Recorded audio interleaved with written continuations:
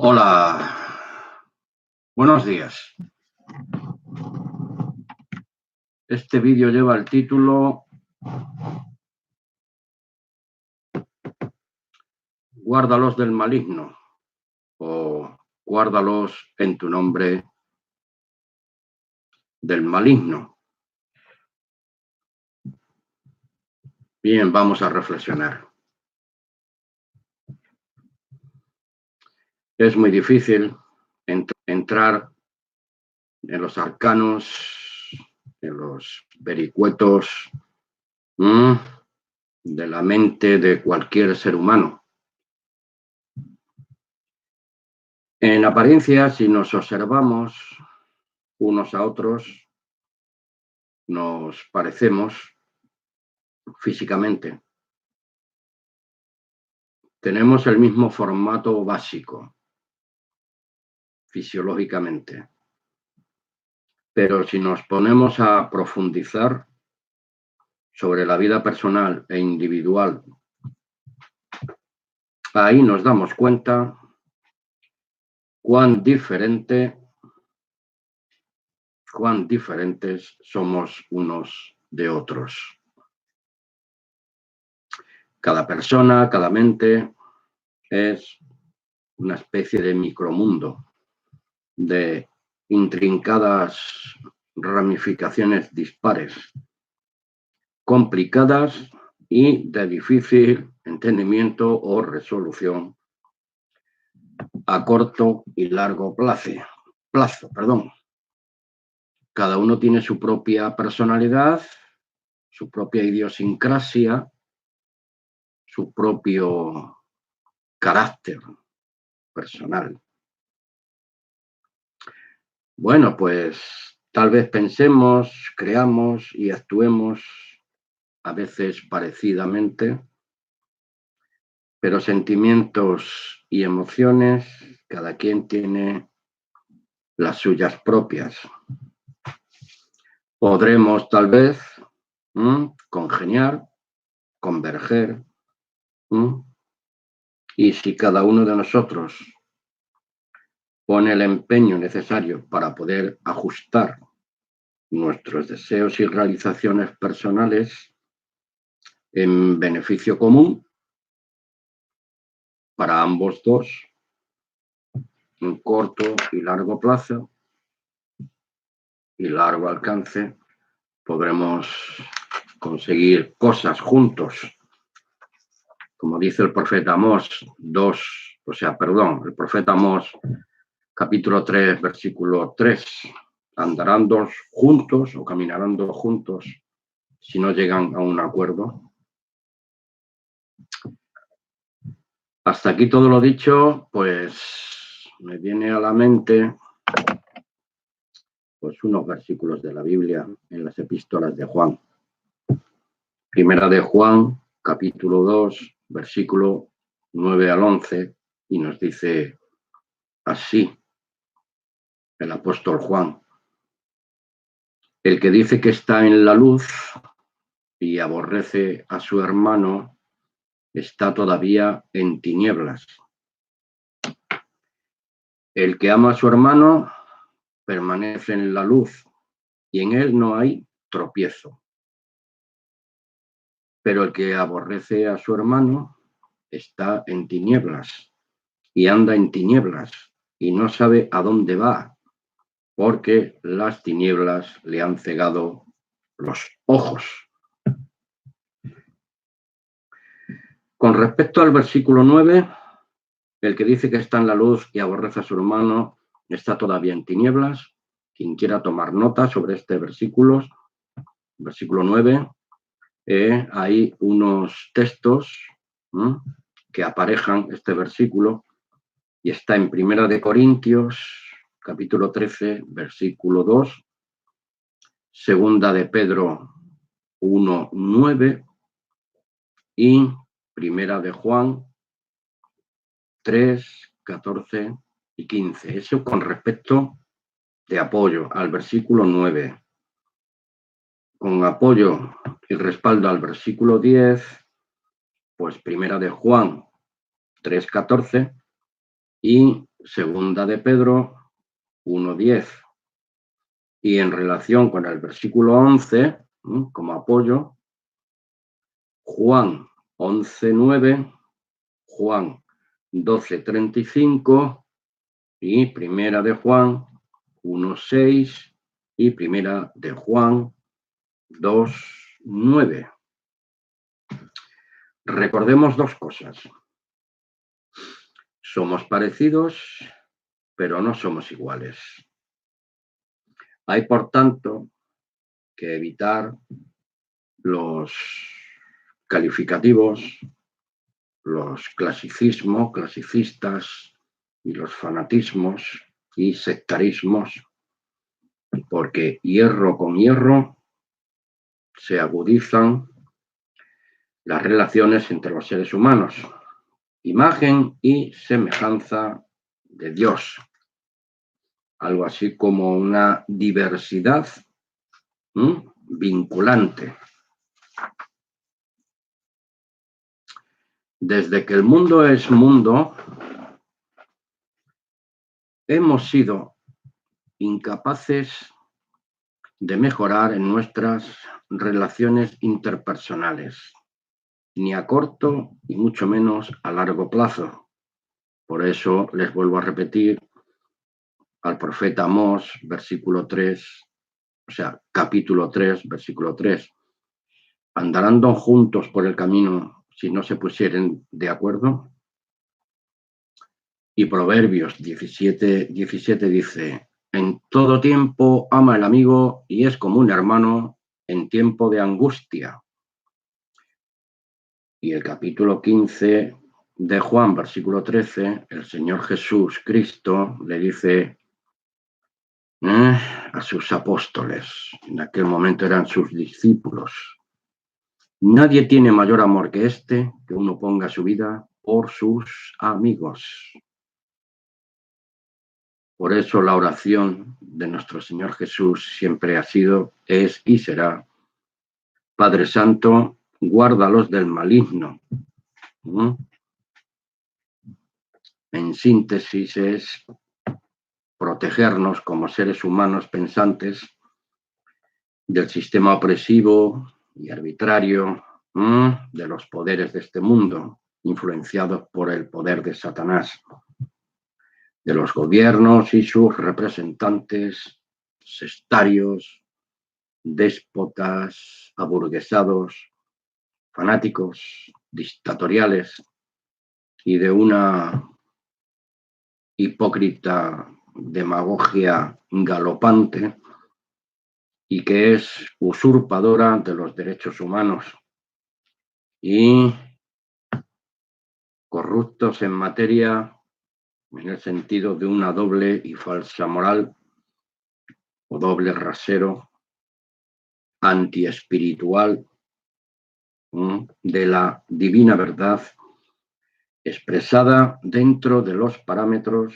y enseñanzas de nuestro Señor Jesucristo y su Evangelio del Reino de Dios, las buenas nuevas que trajo de parte del Padre, el gobierno de Dios, el gobierno teocrático de Dios.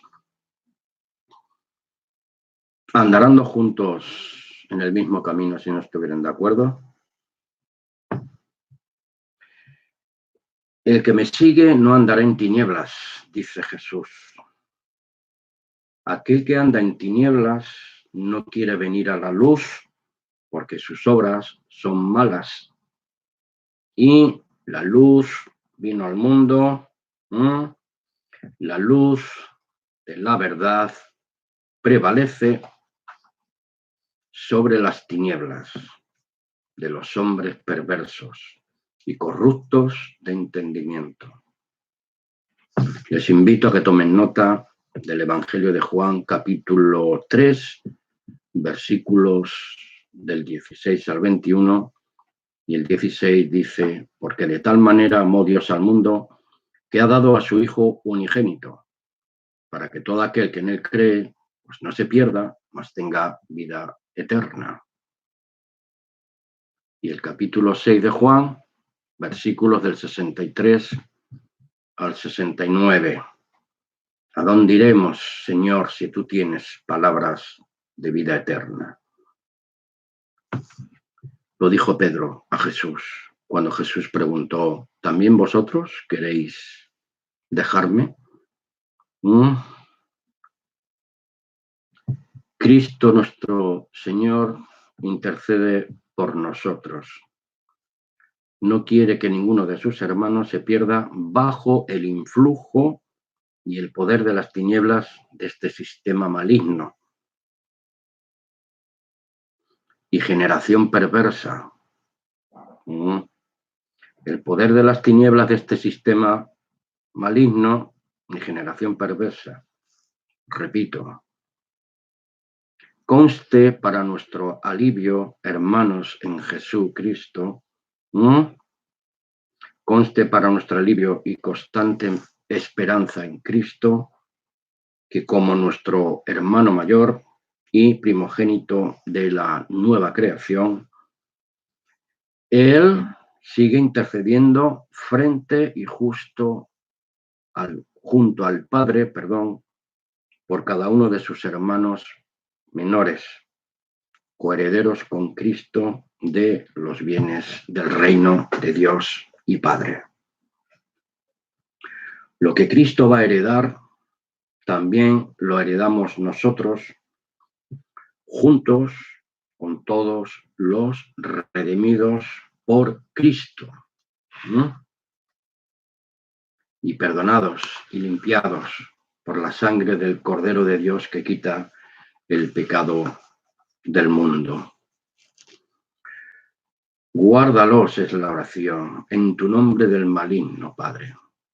No te pido que los apartes del mundo o los quites del mundo, sino que los libres del maligno, del mal. Porque Jesús nos dice, en el mundo tendréis aflicción, pero confiad, yo he vencido al mundo, a la carne, al pecado, en el nombre y en el poder del Espíritu de Dios.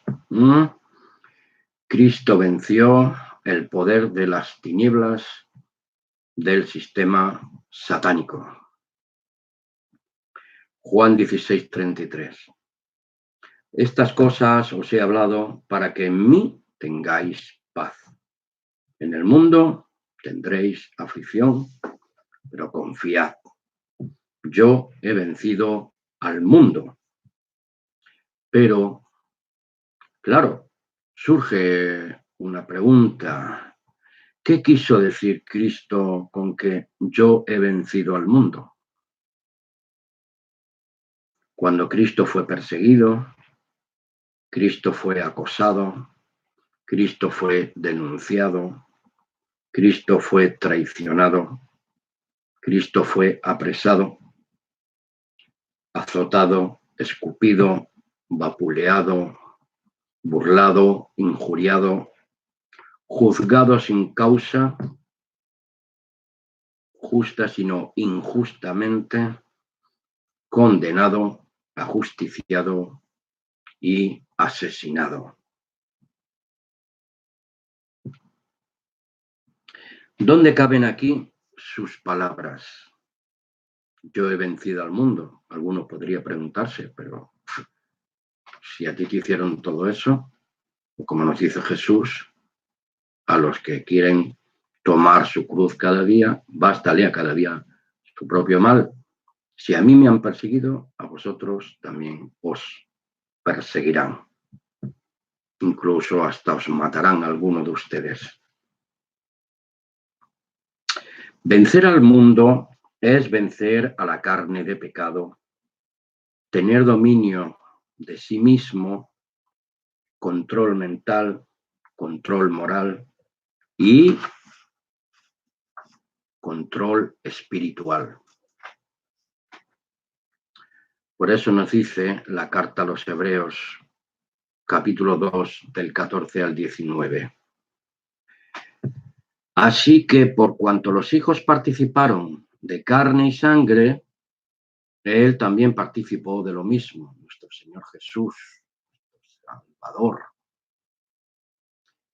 de carne y sangre. Él también participó de lo mismo para destruir por medio de la muerte al que tenía el imperio de la muerte, esto es, al diablo, Satanás.